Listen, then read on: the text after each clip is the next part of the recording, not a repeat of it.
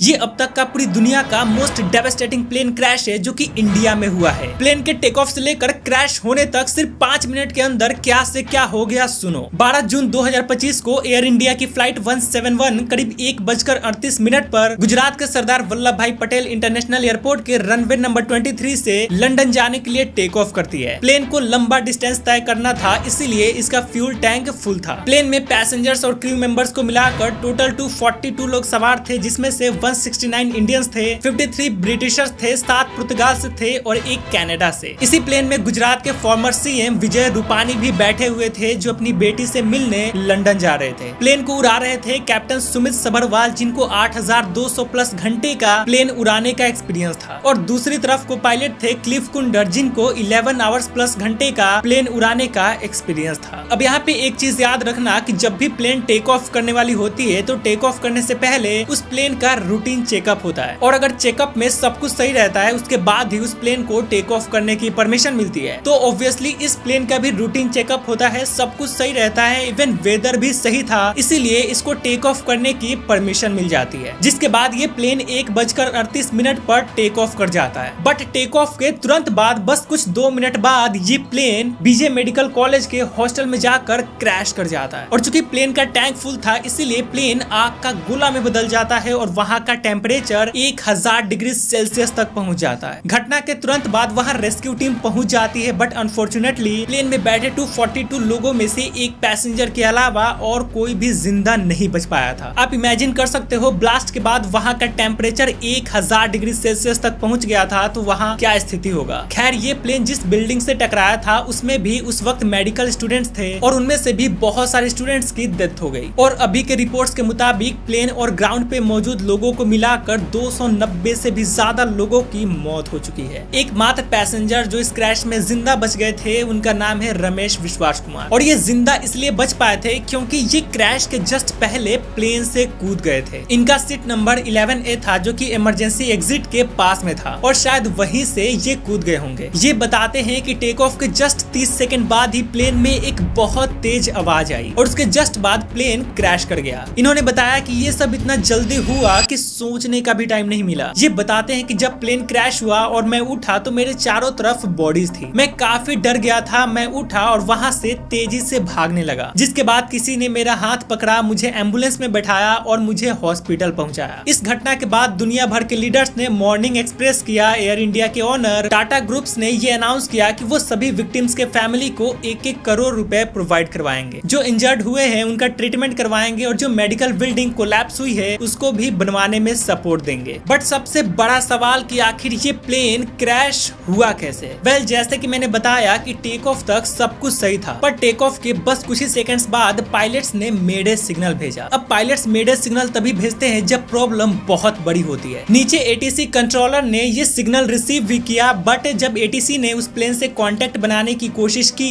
तब तक ये प्लेन 625 फीट की एल्टीट्यूड पे पहुंच गया था, पर उसके बाद ये 475 फीट पर मिनट के हिसाब से अपना एल्टीट्यूड लूज करने लगा। और जब तक एटीसी इस प्लेन से कांटेक्ट कर पाती तब तक ये प्लेन देखते ही देखते क्रैश कर गया। जब ये प्लेन उड़ने के लिए स्ट्रगल कर रहा था तब कुछ लोगों ने इसका वीडियो भी रिकॉर्ड किया था, जिसमें आप क्लियरली देख सकते हो कि पायलट्स इस प्लेन को ऊपर ले जाने की कोशिश कर रहे हैं, बट पायलट्स फेल हो जाते हैं और अंततः ये प्लेन क्रैश कर जाता है। जिस तरह से ये प्लेन नीचे गिर रहा था देखने से पता चलता है कि इस प्लेन का इंजन थ्रस्ट जनरेट ही नहीं कर पा रहा हो। तो क्या सच में ऐसा ही हुआ था क्या? मतलब क्या सच में प्लेन का इंजन फेल हो गया था? वेल, ये जो प्लेन था ये बोइंग का 787 ड्रीम लाइनर प्लेन था, और इस प्लेन का इतिहास रहा है कि ये आज से पहले कभी भी क्रैश नहीं हुआ था। इवन ये प्लेन सेफ्टी के मामले में one of the advanced airplane है, और इसमें भी 2 इंजन लगे थे। किसी कारण के वजह से इसके दोनों में से एक इंजन फेल भी हो गया, तो बस ये एक इंजन पे 330 मिनट यानी 5.5 घंटे तक उड़कर किसी सेफ एयरपोर्ट पे लैंड कर सकता है। और इसका दोनों इंजन एक साथ फेल हो जाए ये ऑलमोस्ट इम्पॉसिबल होता है। ये तभी होता है जब बर्ड्स दोनों इंजन में एक साथ टकरा जाए, या फ्यूल कॉन्टेमिनेटेड हो, या लाइटिंग स्ट्राइक हिट कर दे। मतलब ये प्लेन इंजन फेलियर की वजह से क्रैश हुआ है ये कहना